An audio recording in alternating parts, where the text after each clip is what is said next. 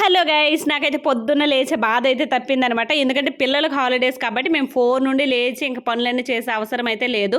మా పిల్లలకి హాలిడేస్, ఇంకా మా స్కూల్లో పిల్లలు కూడా ఎవరు రారు. మేమైతే కొంచెం 7:00 వెళ్ళినా సరే అవుతది. సో, అందుకోసం కొంచెం లేట్‌గా లెగుస్తూ ఉన్నాను. ఈరోజైతే బ్రేక్‌ఫాస్ట్‌లోకి నైట్ అయితే రోటీ చేశాను. ఇంక మిగిలిన పిండితో అయితే మా పిల్లలకి పూరీలు చేసేద్దామని అయితే అనుకుంటూ ఉన్నాననమాట. అవును, మీరందరూ అనుకోవచ్చు, పిల్లలకైతే హాలిడే ఇస్తే టీచర్స్ వెళ్ళి అసలు స్కూల్లో ఏం చేస్తారని.